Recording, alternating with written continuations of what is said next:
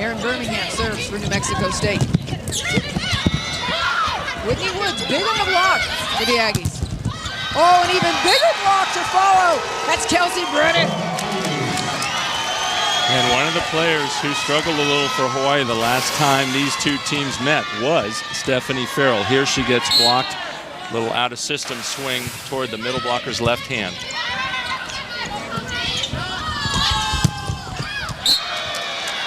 Cubi-Otineru takes a swing, and it's wide. New Mexico State coming off of the break, putting together a couple of points. It was 15-7 at the timeout. Now 15-10, a little 3-0 lead, 3-0 run from New Mexico State.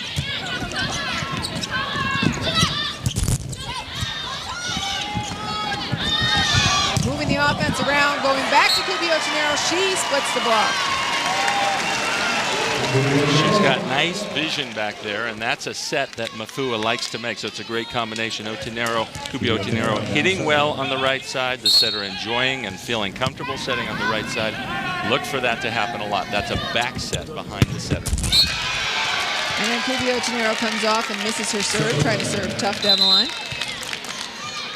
And that's Hawaii's first service error. They had racked up 3 aces to no errors. Meanwhile, New Mexico State has missed 2 or 3.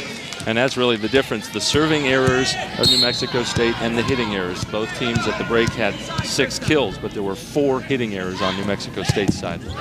In rally scoring, certainly every error counts, and there's another service error for New Mexico State. That adds up to a plus or minus of 5 for this team. And that's something Coach Jordan was talking about, that early this season, number 5, Lily Wolf, missed a few and has since struggled a little just to keep the ball in. Last night I was watching and she hit the referee pole with one of them, but that was close to being in. We'll see if she can settle down and get those in for her team to have a chance. And meanwhile, Wolf, number 5 in black, is running the offense of this New Mexico State team. So Mike Jordan decided we need to go with the 6-2 and get bigger blockers up front, and so he switched the offense into a different system. Absolutely. He saw DeVries getting eaten up by Danielson early, and so made the switch. Krista Altermat serving. And now get the matchup that Jordan wanted there. And look at that, Danielson goes wide. And it's probably because she was trying to avoid. Looks like one of the blockers netted. But other than that, New Mexico State did their job. Had 2 big, strong blockers up against Danielson and forced her to hit out of bounds as she was just trying to avoid 4 big hands up there. Yeah, number 13 in black, Kelly Gooden at 6'2" is the player that came in for DeVries, the bigger block they wanted against Danielson. Wolf goes outside. Mafua, nice Hawaiian hands push. Phillips digs it.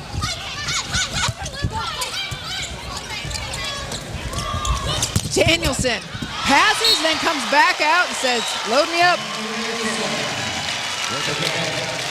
Danielson unleashing there, but actually I thought the block did a pretty good job. I think that was a play that Phillips in the backcourt, the libero for New Mexico State, could have made, but just went for it with 1 arm instead of 2.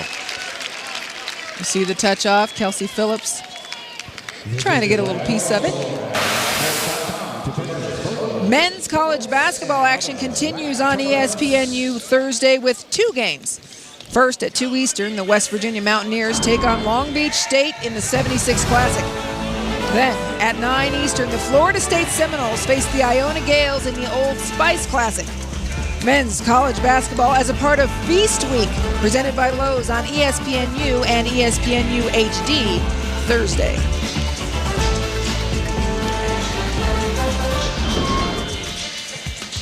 Always a lot of good football to watch, a lot of great volleyball going on tonight, and we knew that Aneli Cubi-Otineru was going to be big for Hawaii. She certainly has been so far. Otineru, 3 kills so far, but really causing a lot of damage.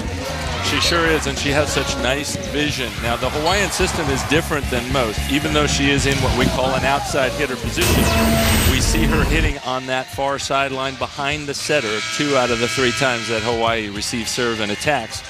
She's very comfortable over there, and as I said, the setter, Mafua, is very comfortable setting her, back setting that blind set, and so it's been an effective combination for Hawaii throughout the season.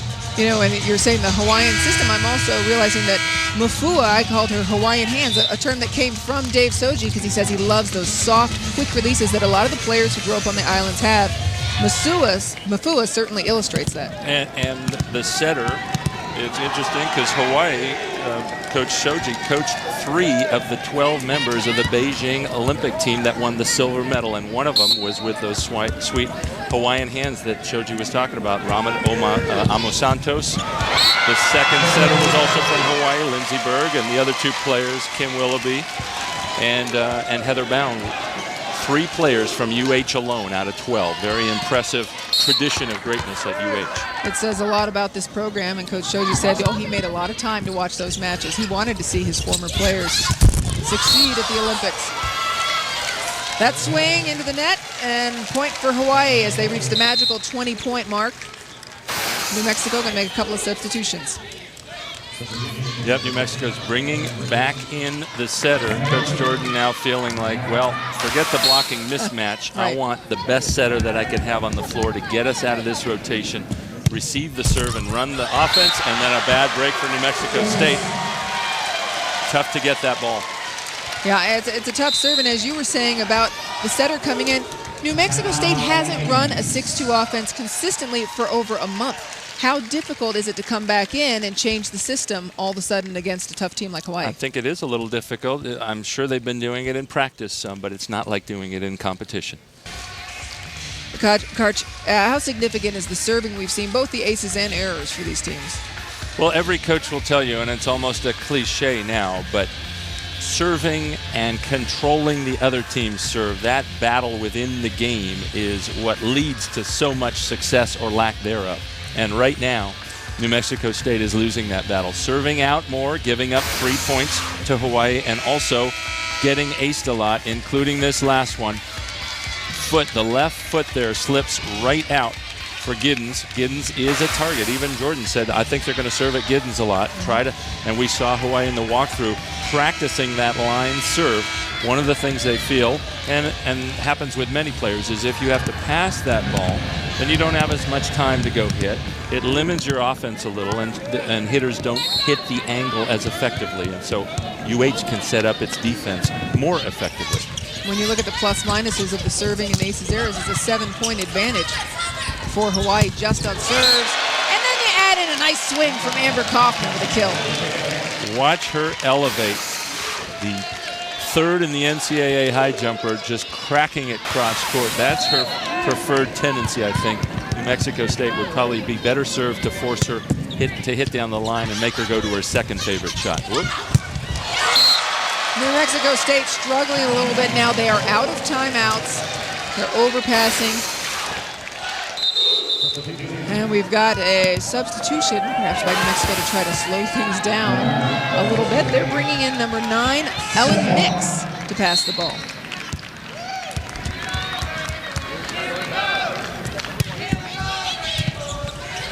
Serve goes to Mix. And a big block on Kelsey Brennan. Hawaii takes the set. Hawaii with a big performance in set 1, Karch. What does New Mexico State need to do differently? We're going to address that and other questions when we come back for set 2. Hawaii dominates in set 1. Will New Mexico State be able to change their game plan and come out with a big win in set number 2? Set 1 was quick and pretty much all Hawaii as they dominated 25-12. This team knows a thing or two about success. They've got a couple of national championship titles under their belt. This team having won the NCAA tournament in 82, 83, 87. Karch, Dave Shoji knows how to run a team. And he knows how to run a program and generate a following. They have led for years now in terms of attendance. Regular season, postseason, it doesn't matter. They get thousands and thousands of people out to cheer this team on, and they're a spectacular team that also has great volleyball IQ. I think that in that manner they match up well with or with any team in the country. That where they might be undermatched is a little physically, and that's what we'll see come several rounds into the NCAA tournament when they're contending with some taller teams. But I expect them to go quite far. The question is, do they get a 1 seed, a 2, a 3? That's what UH has to play for in just the rest of this match, because their next one will be a first-round match. And it's tough for UH because they love to host with that great home attendance following, but with the NCAA being very cost-conscious, they're unlikely to get to host any of those rounds. That means UH could be on the road for quite some time.